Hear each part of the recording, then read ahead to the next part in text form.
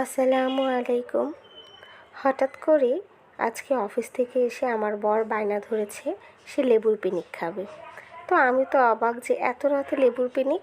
তো বললো যে ও নাকি ফেসবুকে একটা ভিডিওতে লেবু পিনিক বানানোর ভিডিও দেখেছে, তো ও মানে আর লোভ সামলাতে পারেনি, আমাকে অফিসে থেকেই ফোন দিছিল, বাট সামহাও আমি ফোনটা রিসিভ করতে পারিনি। তো বাসায় এসে বলতেছে যে আমি এখন আগে লেবু পিনিক খাবো, তারপরে বাকি সব।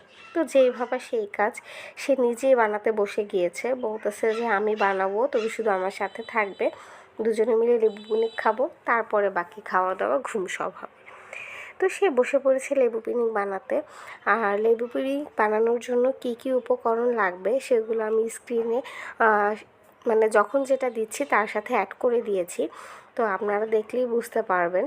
আর এই লেবু পিনিকটা কিন্তু গরমের জন্য খুবই মজাদার একটি খাবার, মানে গরমের জন্য বেস্ট, খেতে খুবই ভালো লাগে, মনে হয় যে কলিজা পুরো ঠান্ডা হয়ে যাবে এরকম।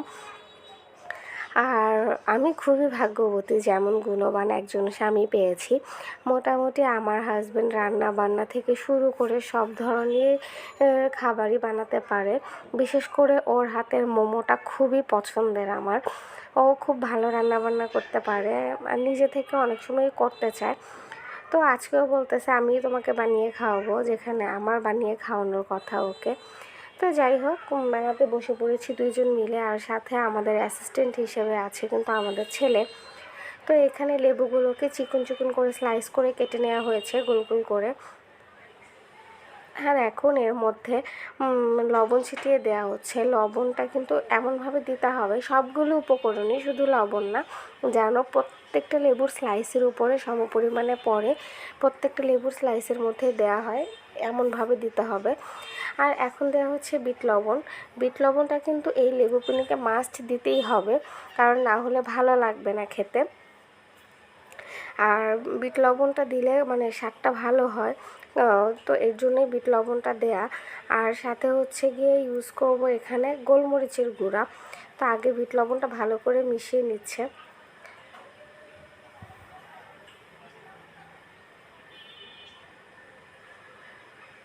তো এ তো সবগুলো স্লাইসের মধ্যেই মোটামুটি মানে বিট লবণ দেওয়া হয়ে গিয়েছে।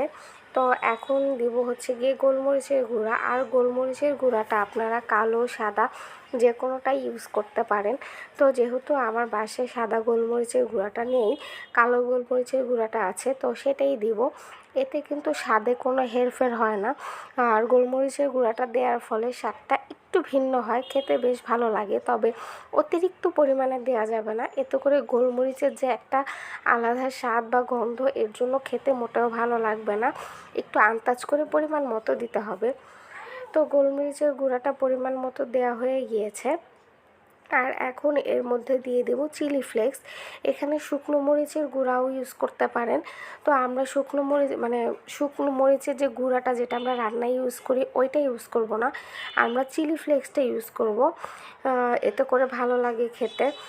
চাইলে আপনারাও গুঁড়া মরিচও ইউজ করতে পারেন, কোনো সমস্যা নেই, স্বাদে কিন্তু কোনো তারতম্য হবে না। আর লেবু পিনিকের ভিডিও এর আগে অনেক দেখেছি, কিন্তু কোনো কারণে হয়তো বা খাওয়া হয়নি, এই ফার্স্ট আজকে আমরা খাচ্ছি। আর প্রথমবার ট্রাই করাতেই অনেক ভালো হয়েছিল, আলহামদুলিল্লাহ, আল্লাহর কাছে লাখ লাখ শুক্রিয়া, খুবই মজা হয়েছিল। মানে রাতের গরমটা যে কই উধাও হয়ে গিয়েছে লেবু পিনিক খাওয়ার পরে, মানে ঝাল টক, মানে সরিষার তেলের একটা ঝাঁজ, সব মিলিয়ে মানে মানে অন্যরকম মজা লেগেছিল খেতে। তো এখানে কাঁচামরিচ কুচি আর ধনিয়া পাতা কুচিটা উপরে দিয়ে দিচ্ছে। আর সব শেষে আমরা ইউজ করব সরিষার তেল। সরিষার তেলটা দেখা যায় অনেকে কম খায়, অনেকে বেশি খায়। তো আমি আর আমার হাজব্যান্ড যেহেতু সরিষার তেলের পরিমাণটা একটু বেশি খাই, তাই আমরা একটু বেশি করে দিয়ে নিচ্ছি। আপনারা চাইলে একটু কমও দিতে পারেন, সমস্যা নেই, যে যার যার পছন্দ মতো এখানে দিয়ে নেবে। তো এই সরিষার তেল ইউজ করলেই কিন্তু আমাদের লেবু পিনিকটা রেডি। অনেকে আছে এইভাবেই মুখে পুরে খেয়ে নেয়, আর অনেকে আছে মেখে খায়। তো আমরা হচ্ছে হালকা একটু মেখে তারপরে খাবো, এতে করে লেবুর যে রসটা সেটা হচ্ছে গিয়ে বের হয়ে আসবে, আর খেতে বেশ ভালো লাগবে। আসলে সবার টেস্ট, সবার পছন্দ আলাদা আলাদা। তো আপনারা চাইলে এভাবেও খেতে পারেন বা একটু মেখে নিয়ে খেতে পারেন। তো আমরা এই যে কিছুটা অর্ধেকটা মানে ওইভাবেই খেয়েছি, জাস্ট মুখে পুরে নিয়েছি, ওইটার স্বাদ আলাদা আলাদা, আর মেখে নিলে খেতে স্বাদ আলাদা। আমার কাছে মনে হয় মেখে নিলেই বেশি ভালো লাগে, কারণ এতে করে লেবুর যে রসটা ওটা হচ্ছে গিয়ে বের হয়ে আসে, তখন ফ্লেভারটা আরও ভালো লাগে। আর কি বলবো, আমার তো মানে যতক্ষণে আমার হাজব্যান্ড লেবু পিনিক বানাচ্ছিল আমার মনে হচ্ছিল যে জিভে মানে পানি চলে আসছিলো, আমি আর মানে ওয়েট করতে পারতেছিলাম না। তো এই তো আমাদের খাওয়া প্রায় শেষ পর্যায়ে। আর যারা যারা এখনও বাসায় লেবু পিনিক ট্রাই করেননি, আপনারা কিন্তু অবশ্যই বাসায় ট্রাই করে দেখবেন, আশা করি ভালো লাগবে। তো আজকের ভিডিওটা এই পর্যন্তই, সবাই ভালো থাকবেন, আমাদের জন্য দোয়া করবেন। আল্লাহ হাফেজ।